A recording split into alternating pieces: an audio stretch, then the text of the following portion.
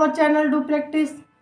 आज हम करेंगे अकाउंटेंसी में इश्यू ऑफ शेयर से एम्प्लॉय स्टॉक ऑप्शन प्लान। हालांकि हम इसका एक topic public subscription of shares है वो कंप्लीट कर चुके हैं कि जब किसी कंपनी को पब्लिकली शेयर्स इशू करवाने होते हैं या पब्लिक से शेयर्स परचेज करवाने होते हैं तो क्या कुछ प्रोसीजर फॉलो करना पड़ता है कंपनी को। तो उसके बाद आज हम करेंगे एम्प्लॉय स्टॉक ऑप्शन प्लान। ये पॉइंट मोस्ट इम्पॉर्टेंट है और ये 2-3 मार्क्स में पूछ ले जाता है कि एम्प्लॉय स्टॉक ऑप्शन प्लान होता क्या है। तो आज हम वही करने वाले हैं। Section 62 subsection 1B of companies act के अकॉर्डिंग जो एम्प्लॉय है उनको एक ऑफर मिलता है कंपनी के द्वारा और कंपनी उनको ऑफर देती है कि आप पहले हमारे जो कंपनी के शेयर्स हैं वो परचेज करोगे। मतलब कि कंपनी है में offer shares to the employees. इस स्कीम के अंदर कंपनी क्या करती है, एम्प्लॉयज़ को शेयर्स ऑफर करती है। बट कंपनीज को शेयर्स ऑफर करवाने से पहले अगर उनको ये ऑप्शन मतलब ये उनको एक चूज़ करना है कि पहले हमारे एम्प्लॉयज़ को मिले तो उसके लिए उन्हें एक स्पेशल रेजोल्यूशन पास करवाना होगा। जब वो स्पेशल रेजोल्यूशन पास होगा उसके बाद ही कंपनीज अपने एम्प्लॉयज़ को शेयर्स ऑफर कर सकती हैं।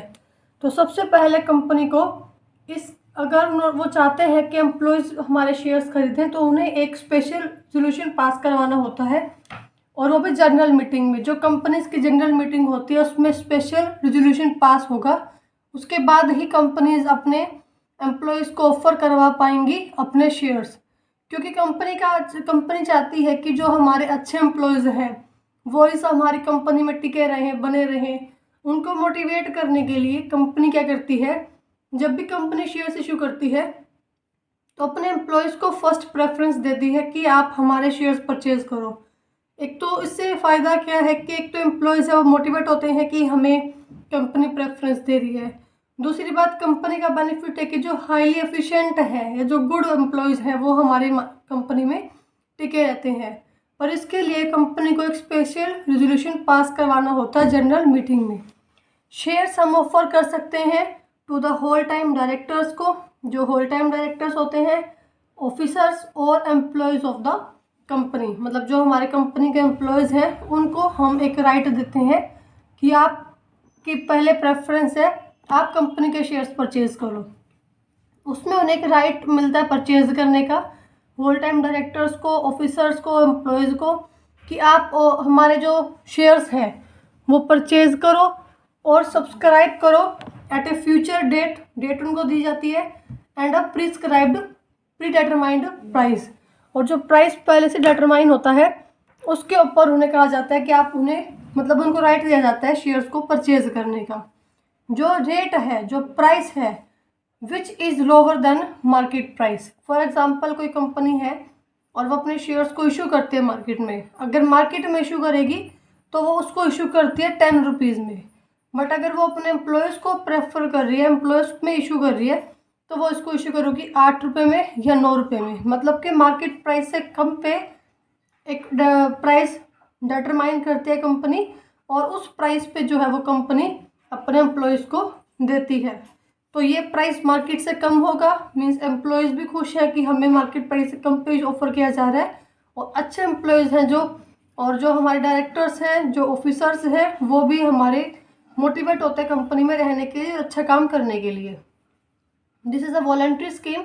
किसी एम्प्लॉयज़ के ऊपर, डायरेक्टर्स के ऊपर कोई बर्डन नहीं होता कि उन्हें वो काम करना ही है। एक वॉलंटरी स्कीम है, वॉलंटरी ऑप्शन है कि एम्प्लॉयज़ चाहे। ऐसा नहीं है कि कंपनी ने प्रेफरेंस एम्प्लॉयज़ को दी है तो हर एक एम्प्लॉयज़ को चूज़ ही करना होगा। ये एक वॉलंटरी स्कीम है। अगर एम्प्लॉयज़ चाहें तो अपना ले सकते हैं शेयर्स और अगर नहीं चाहें तो नहीं लें। उनके ऊपर कोई बर्डन नहीं होता। वॉलंटरी स्कीम है for employees and for directors and for company. इसमें जो मोस्ट इम्पॉर्टेंट बात है लॉक इन पीरियड, वो हमारा होता है 1 साल। 1 साल मीन्स कि जो कंपनी है अगर उसने ESOP के अंडर, इस स्कीम के अंडर एम्प्लॉयज़ को प्रेफर किया है, उनको ऑफर किया है शेयर्स और उन्होंने ले भी लिया, तो जिस दिन उनको शेयर्स अलॉट हुए हैं, फॉर एग्जांपल उनको शेयर्स अलॉट हुए 1 फ़रवरी को, तो जिस दिन से उनको शेयर्स अलॉट हुए हैं उस दिन से 1 साल, अगले 1 साल तक वो उन शेयर्स को डिस्पोज ऑफ नहीं कर सकते, उनको बेच नहीं सकते। जैसे प्राइवेट प्लेसमेंट ऑफ शेयर्स में था कि कम से कम उनको 3 साल तो अपने पास रखना ही होगा। वो लॉक इन पीरियड 3 साल था, उससे पहले वो आगे उसको बेच नहीं सकते थे शेयर्स को। वैसे यहाँ पे जो आपका लॉक इन पीरियड है वो 1 साल है। कम से कम आपको 1 साल तो अपने पास रखना ही होगा वो शेयर। एम्प्लॉयज़, डायरेक्टर्स, ऑफिसर्स उस 1 साल से पहले उन शेयर्स को बेच नहीं सकते। तो कम से कम उनका 1 साल तो लॉक इन पीरियड रहता ही है, उससे पहले वो उसको नहीं सेल कर सकते। तो ये मोस्ट इंपॉर्टेंट बात है, एमसीक्यू में भी आ सकता है कि ईएसओपी के अंदर लॉक इन पीरियड कितने टाइम का होता है, वो है 1 साल।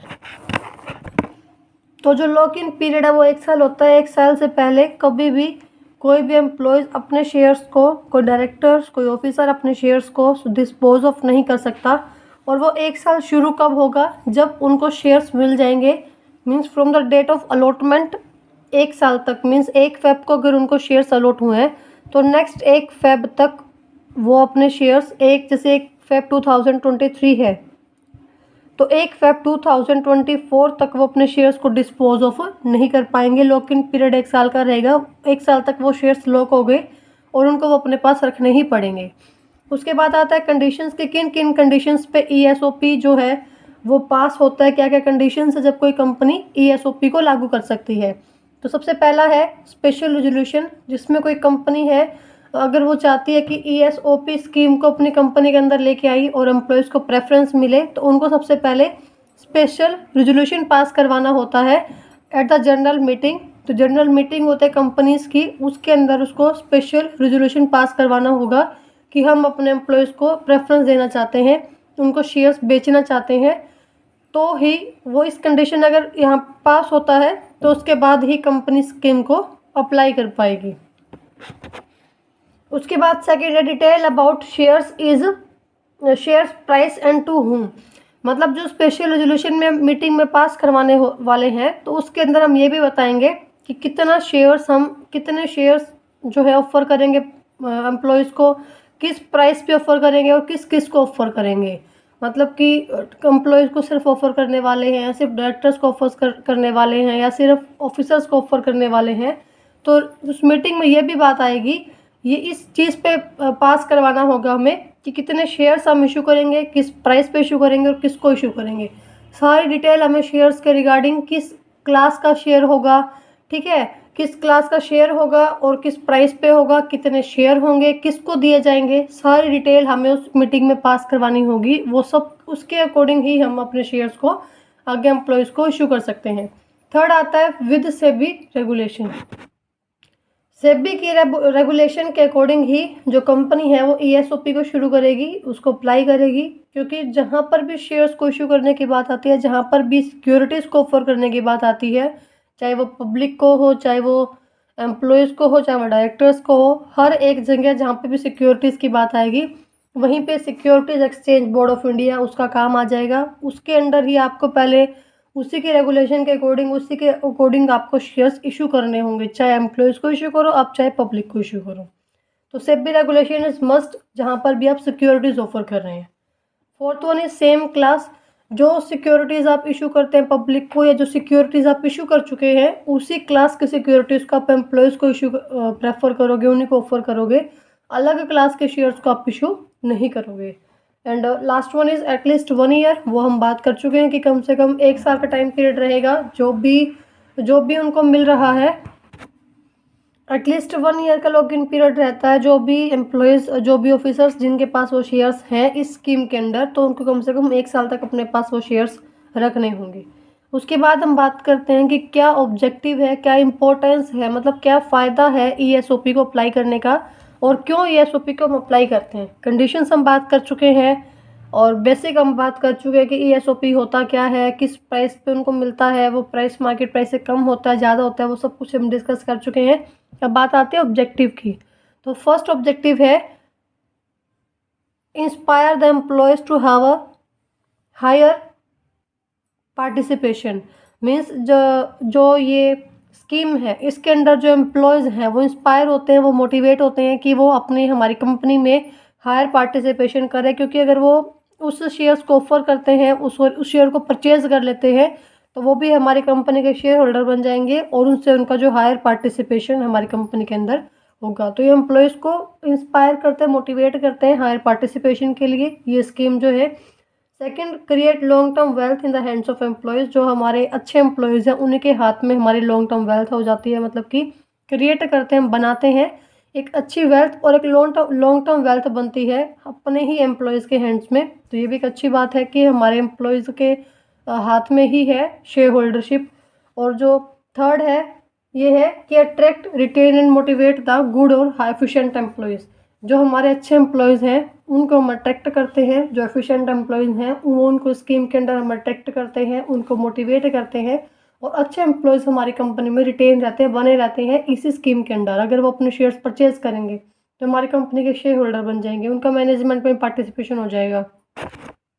वो डिसीजन मेकिंग में भी हमारी मतलब डिसीजन मेकिंग में भी वो हेल्प करेंगे। तो हर एक पॉइंट ऑफ व्यू से जो है ये एम्प्लॉयज़ के लिए, डायरेक्टर्स के लिए अच्छी है और कंपनीज के लिए भी अच्छा है, क्योंकि एफिशिएंट एम्प्लॉयज़ कंपनी में बने रहते हैं। प्लस जो एफिशिएंट एम्प्लॉयज़ बने रहते हैं वो मोटिवेट होते हैं, और जो लॉन्ग टर्म वेल्थ है जो हमें इससे हमारा पैसा भी आ गया एक साइड से, साइड बाय साइड कंपनी के पास पैसा भी आ गया, साइड बाय साइड जो कंपनी है वो एम्प्लॉयज़ हैं, कंपनी के एम्प्लॉयज़ हैं जो मोटिवेट भी हो रहे हैं। जो लॉन्ग टर्म वेल्थ है वो उन्हीं के हाथ में है, अपने एम्प्लॉयज़ के ही हाथ में है, और अच्छे एम्प्लॉयज़ अट्रैक्ट हो रहे हैं, वो इंस्पायर हो रहे हैं हायर पार्टिसिपेशन के लिए, कंपनी में बने रहने के लिए, कंपनी के मैनेजमेंट में। तो हर एक पॉइंट ऑफ व्यू से जो ये एसओपी है वो अच्छी बात है। बट अगर किसी को ये एसओपी अप्लाई करनी है, अपने एम्प्लॉयज़ को ऑफर करना है शेयर्स पहले, तो उनको पहले जनरल मीटिंग में एक स्पेशल रेजोल्यूशन पास करवाना होगा। वो हम कंडीशंस की बात कर चुके हैं। उसके बाद आता है कि difference between the issue price and market price. जो डिफरेंस है इशू प्राइस और मार्केट प्राइस के बीच, फॉर एग्जांपल 10 रुपये का वो शेयर था जो मार्केट में हम इशू करने वाले थे, और हमने वो इशू कर दिया एम्प्लॉयज़ को 8 रुपये में। तो जो 2 रुपये है वो तो एक देखा जाए तो कंपनी के लिए नुकसान ही है, एक्सपेंस ही है, क्योंकि जो 2 रुपये का खर्चा है कहाँ वो पब्लिक में इशू करती है उसको 10 रुपये मिलते, कहाँ वो अपने एम्प्लॉयज़ में ऑफर कर रही है तो उसको 8 रुपये मिल रहे हैं। तो 2 रुपये का जो है वो एक कंपनी के लिए एक्सपेंस ही है, खर्चा ही है बेफिजूल का, बट वो कर रही है ताकि एम्प्लॉयज़ बने रहे हमारी कंपनी में।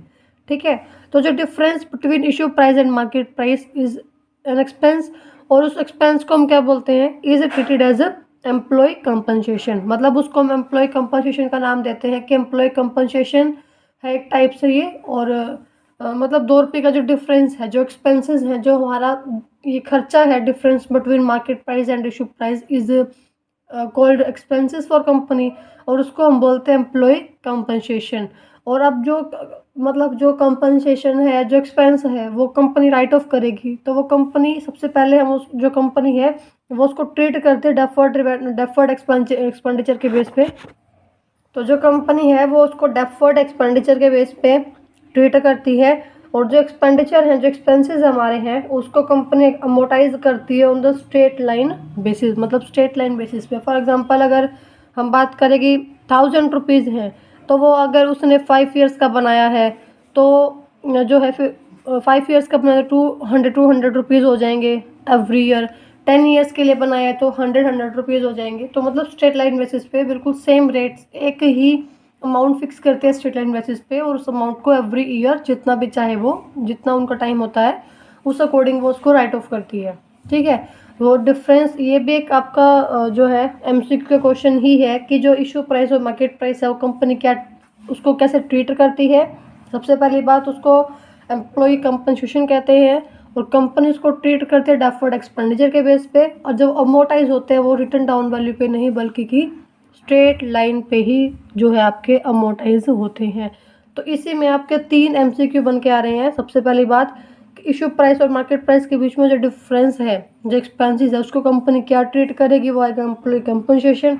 सेकंड, जो एक्सपेंसेस उसको कैसे ट्रीट करेगी, मतलब कैसे राइट ऑफ करेगी, तो उसको हम बोलेंगे डेफर्ड एक्सपेंडिचर्स, और उसको वो राइट ऑफ करेगी, अमोटाइज करेगी on the straight line basis. तो 3 एमसीक्यू आपके यहाँ से हो गए। लॉक इन पीरियड इसका 1 साल का है। चौथा एमसीक्यू वो हो गया। और कहाँ उसको पास करवाना होगा, स्पेशल रेजोल्यूशन जनरल मीटिंग में, और उसका ऑब्जेक्टिव क्या है। लॉक इन पीरियड हो गया, सेबी रेगुलेशन के अकॉर्डिंग काम करता है ये। तो ये था आपका overall employee stock option plan. I hope आपको ये समझ में आ गया होगा। इसके बाद एक छोटा सा टॉपिक है प्रिलिमिनरी एक्सपेंसेस वो हम डिस्कस करने वाले हैं, ताकि जो आपका ये कंसेप्ट है मतलब थ्योरी पार्ट वो कवर हो। उसके बाद हम बात करेंगे उसका जो है एंट्रीज के बारे में। उसके बाद हमारा टॉपिक आया प्रिलिमिनरी एक्सपेंसेस का। तो सबसे पहले हम बात करते हैं कि प्रिलिमिनरी एक्सपेंसेस होते कौन से हैं। Expenses, those expenses which are incurred on the formation of a company. जो हमारी कंपनी की फॉर्मेशन के लिए, कंपनी को बनाने के लिए जितने भी हम खर्चे करते हैं, शुरुआती खर्चे जिनको हम बोलते हैं, उन शुरुआती खर्चों को हम बोलते हैं प्रिलिमिनरी एक्सपेंसेस। जो भी हमारे शुरुआती खर्चे होते हैं कंपनी को बनाने के लिए, कंपनी के फॉर्मेशन में जो भी एक्सपेंसेस होते हैं उनको हम बोलते हैं प्रिलिमिनरी एक्सपेंसेस, कंपनी को फॉर्म करने में। ठीक है, जैसे expenses incurred on the preparation and printing of various document needed for the registration of a company. जो कंपनी की रजिस्ट्रेशन के लिए हमें चाहिए, जो भी डॉक्यूमेंट है, वेरियस डॉक्यूमेंट, जो भी हमें डॉक्यूमेंट कंपनी की रजिस्ट्रेशन के लिए चाहिए, तो उन डॉक्यूमेंट को बनाने में, उन डॉक्यूमेंट की प्रिंटिंग में जो खर्चा आएगा उसको हम बोलेंगे प्रिलिमिनरी एक्सपेंसेस, क्योंकि वो कंपनी की फॉर्मेशन के लिए काम आ रहा है, कंपनी को बनाने के लिए आ रहा है, कंपनी को रजिस्टर करवाने के काम आ रहा है। जब तक कंपनी पूरी तरीके से तैयार नहीं होती और रजिस्टर्ड नहीं होती, उसको सर्टिफिकेट ऑफ कमेंसमेंट नहीं मिल जाता, तब तक जितने भी खर्चे हमारे आएंगे वो सब हमारे प्रिलिमिनरी एक्सपेंसेस में आएंगे। वो चाहे कंपनी के डॉक्यूमेंट की फॉर्मेशन के लिए हो, कंपनी के डॉक्यूमेंट के प्रिंटिंग के लिए हो, सारे खर्चे हम उसी में इंक्लूड करेंगे। सेकंड हमारा आता है stamp duty and registration fees. जो जब हम कंपनी को रजिस्टर्ड करवाते हैं तो जो रजिस्ट्रेशन फीस हम पे करते हैं वो भी हमारी इस एक्सपेंसेस के अंदर आएगी। जो स्टैंप ड्यूटी हम पे करते हैं, चाहे वो स्टैंप ड्यूटी आप ऑथोराइज्ड कैपिटल पर पे करो, चाहे वो आप स्टैंप ड्यूटी पे करो आगे अपने डॉक्यूमेंट को देने के लिए, तो जो भी आप स्टैंप ड्यूटी पे करने वाले हो वो सब आपकी आएगी इस एक्सपेंसेस के अंदर। नेक्स्ट है duty payable on authorised capital. जो ऑथोराइज्ड कैपिटल वो वाली कैपिटल होती है जो एक कंपनी ऑथोराइज करवाती है अपने, जो कंपनी ऑथोराइज करवाती है कोर्ट में जाके, लॉ में जाके, लॉ के अंदर, कि हमें इतनी कैपिटल तक हम अपनी कंपनी को फॉर्म करने वाले हैं, इतनी कैपिटल हमें कम से कम चाहिए, या एंड टू एंड इतने कैपिटल तक हम अपना काम करेंगे। वो एक अलग बात है, वो आगे जाके अपनी ऑथोराइज्ड कैपिटल को इंक्रीज़ करवा सकती है अगर उनको जरूरत है तो। बट एक बार कोई कंपनी, जैसे अगर हम भी कोई बिजनेस स्टार्ट करेंगे तो हम एक फॉर्म लेके चलेंगे, एक्यूरेट एक आइडिया लेके चलेंगे कि कम से कम हम 10 लाख 15 लाख इतने अमाउंट तक का तो काम करेंगे। तो वैसे ही कंपनी अपनी कैपिटल को मानती है, एक आइडिया लेती है, उसको ऑथोराइज करवाती है बाय लॉ। तो उस ऑथोराइज्ड कैपिटल पर जो स्टैंप ड्यूटी उनको पे करनी होती है उसको हम बोलते हैं प्रिलिमिनरी एक्सपेंसेस। वो स्टैंप ड्यूटी, वो ड्यूटी हर जगह अलग अलग है, झारखंड में अलग है, बिहार में अलग है, हरियाणा में अलग, दिल्ली में अलग, वो हर जगह प्लेस टू प्लेस वेरी करती है। कहीं पर 5 लाख रुपए है, मीन्स अगर उनके ऑथोराइज्ड कैपिटल का 15%, अगर 0.15% देखा जाए तो मीन्स जितना उनका अमाउंट बनता है वो हर एक जगह स्टैंप ड्यूटी अलग अलग है, बट उनको पे करना होगा उनकी ऑथोराइज्ड कैपिटल के ऊपर, जो कैपिटल वो ऑथोराइज करवाने वाले हैं। जैसे अगर हम कोई घर बनाते हैं तो उस घर का जो नक्शा है, तो उस नक्शे को पास करवाने के लिए भी हमें कोई चार्जेस पे करने पड़ते हैं। वैसे ही अगर कोई कंपनी अपनी कैपिटल को ऑथोराइज करवाती है, उस ऑथोराइज्ड कैपिटल के लिए कंपनी को एक फिक्स ड्यूटी पे करनी पड़ती है, जो भी उनकी मतलब मेंशन होती है। नेक्स्ट है cost of preliminary books and common seal. जो हमारी प्रिलिमिनरी बुक्स, सबसे पहले बात करते हैं कि ये प्रिलिमिनरी बुक्स होती कौन सी है। प्रिलिमिनरी बुक्स वो बुक्स होती है जो सबसे पहले हम अपना जो पैसा है, सबसे पहले हम अपने ट्रांजेक्शन्स को रिकॉर्ड करते हैं। जैसे कि जो जनरल बुक होती हैं, जो वाउचर्स हमारे होते हैं। प्रिलिमिनरी इसका मतलब ही होता है सबसे पहले वाला, जो सबसे शुरुआती जो आपका काम होता है, जो सबसे पहले जिस फर्स्ट बुक में आप अपनी ट्रांजेक्शन्स को रिकॉर्ड करते हैं, चाहे वो जर्नल है, चाहे वो वाउचर्स है। तो जहाँ अब सबसे पहले आपकी जो बुक यूज़ होती है वो हमारी यूज़ होती है जर्नल, अगर हम अकाउंटिंग में बात करें तो जर्नल में जब जो आपकी जर्नल है उस बुक की कॉस्ट वो भी हम इसी में इंक्लूड करेंगे। तो प्रिलिमिनरी बुक्स का मेरे हिसाब से आपको पता चल गया होगा कि प्रिलिमिनरी बुक्स वो बुक्स होती हैं जहाँ पे आप सबसे पहले इनिशियली अपनी ट्रांजेक्शन्स को रिकॉर्ड करते हैं, चाहे वो जर्नल है, वाउचर्स है, तो जिसके बाद आप उनको आगे लेजर में पोस्ट कर सकते हो। तो जो फर्स्ट बुक आप यूज़ करते हैं वो होते हैं जर्नल। तो उस जर्नल बुक की जो कॉस्ट है वो भी हमारी इस एक्सपेंसेस में इंक्लूड होगी, और कॉमन सेल के लिए जो हम एक्सपेंसेस करते हैं वो भी हमारा इसमें इंक्लूड होगा। नेक्स्ट आता है ये तो हमने बात की कि जब कोई कंपनी नई फॉर्म होती है। फॉर एग्जांपल कोई हो सकता है कोई कंपनी कोई ऐसा बिजनेस जो पहले से बना बनाया है, चला चलाए बिजनेस है, उसको हम परचेज करने वाले हैं। तो अगर हम बने बनाए बिजनेस को परचेज करेंगे तो ना कोई ऑथोराइज कैपिटल का खर्चा आएगा, ना आपका स्टैंप ड्यूटी का खर्चा आएगा, ना आपका एक्सपेंसेस आएंगे उनको डॉक्यूमेंट को प्रिंट करवाने से लेके। तो आपके जो खर्चे आएंगे वो कौन से होंगे और किस एक्सपेंसेस को हम इंक्लूड करेंगे प्रिलिमिनरी एक्सपेंसेस में। तो वो आपके एक्सपेंसेस कौन से होंगे? In a case of company has been formed to purchase running business. अगर आप रनिंग बिजनेस मीन्स चले चलाए बिजनेस को परचेज करने वाले हैं तो जो फ़ी चार्ज होती है, अकाउंटेंट जो फ़ी चार्ज करता है, या जो वैल्यूअर जो आपकी मतलब ये देख के बताता है कि सामने वाली जो कंपनी है, जो सामने वाला बिजनेस है, उसकी कितनी एसेट वैल्यू कितनी है, उसकी लाइबिलिटीज़ वैल्यू कितनी है। मीन्स जो एसेट और वैल्यू लाइबिलिटीज़ को जो है वैल्यू करता है। जैसे अब एक तो जो कंपनी बेच रही है वो अपने को अपॉइंट करती है, एक बात करते हैं लिक्विडेटर को अपॉइंट करती है, और एक जो हम परचेज कर रहे हैं हम भी अपॉइंट करते हैं कि अगर उसने बोला कि वो एसेट 5 लाख की है तो हम अपने वैल्यूअर से पूछेंगे कि उसकी एसेट कितने की होगी। तो मीन्स जो हम वैल्यूअर को जो कमीशन पे करेंगे, जो उसको फ़ी पे करेंगे, जो अकाउंटेंट को फ़ी पे करेंगे, उसको हम प्रीलिमिनरी एक्सपेंसेस में बोलेंगे, क्योंकि हमारे लिए स्टार्टिंग का खर्चा वही है जो हमने उसको कमीशन, जो हमने उसको फीस दी है किसी वैल्यूअर को, किसी अकाउंटेंट को। ठीक है, तो ये हमारा वो प्रीलिमिनरी एक्सपेंसेस।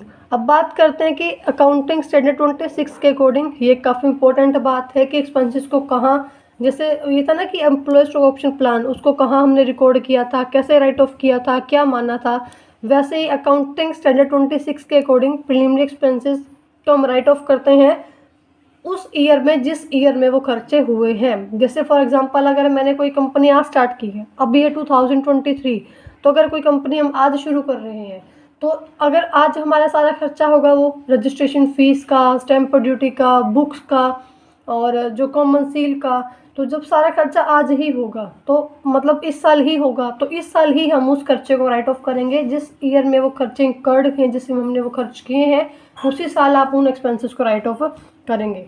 और राइट ऑफ कैसे करेंगे और कहाँ से करेंगे? राइट ऑफ आप उसको राइट ऑफ करेंगे, सबसे पहले आप उसको राइट ऑफ करेंगे सिक्योरिटी प्रीमियम रिजर्व में, क्योंकि वैसे हम आगे बात करने वाले हैं इसके बारे में। सिक्योरिटी प्रीमियम रिजर्व होता क्या है? सिक्योरिटी प्रीमियम रिजर्व वैसे वो अमाउंट होती है जब आप अपने शेयर्स को प्रीमियम पे इशू करते हैं। जैसे कि अगर आपका रिजर्व जो शेयर की वैल्यू है वो 10 रुपये है, बट आपकी कंपनी की रेपुटेशन ज़्यादा अच्छी है तो आप उस शेयर को 10 की बजाय 12 में इशू करते हैं, तो जो 2 रुपये आप चार्ज करते हो प्रीमियम के चार्ज करते हैं। तो ऐसे करके जो आपके अमाउंट बनते हैं वो सिक्योरिटी प्रीमियम रिजर्व में जाती है। जो आपके प्रीमियम अमाउंट है 2 रुपये की जो अमाउंट है वो आपकी सिक्योरिटी प्रीमियम रिजर्व में जाएगी, और आप उस प्रीलिमिनरी एक्सपेंसेस को राइट ऑफ करते हैं सिक्योरिटी प्रीमियम रिजर्व से। और अगर इफ़ नोट, अगर सिक्योरिटी प्रीमियम रिजर्व नहीं है तो आप उसको राइट ऑफ करेंगे statement of profit and loss account in the same year. उसी साल आप statement of profit and loss account से चार्ज करेंगे प्रीलिमिनरी एक्सपेंसेस को। और जो हमने कल टॉपिक किया था पब्लिक सब्सक्रिप्शन ऑफ शेयर में मिनिमम सब्सक्रिप्शन का, तो मिनिमम सब्सक्रिप्शन के अमाउंट आपको नीड होती है अंडर राइटिंग कमीशन को राइट ऑफ करने के लिए। साथ साथ अगर वहाँ पे पैसा बचता है तो आप उस सब्सक्रिप्शन के अमाउंट से इन एक्सपेंसेस को भी राइट ऑफ कर सकते हैं, प्रीलिमिनरी एक्सपेंसेस को भी राइट ऑफ आप कर सकते हैं। तो यही था, आप मेरे हिसाब से आज आपको दोनों टॉपिक समझ में आ गए होंगे, एम्प्लॉय स्टॉक ऑप्शन प्लान भी और प्रीलिमिनरी एक्सपेंसेस भी। कहीं कोई डाउट है तो आप कमेंट में पूछ सकते हैं। और अगर आप चैनल पर न्यू हैं, चैनल को सब्सक्राइब नहीं किया, चैनल सब्सक्राइब कर लीजिए, वीडियो को लाइक कर लीजिए और वीडियो को अपने फ्रेंड्स के साथ शेयर कर लीजिए। और कोई किसी और टॉपिक पर आपको वीडियो चाहिए तो आप कमेंट में बता सकते हैं।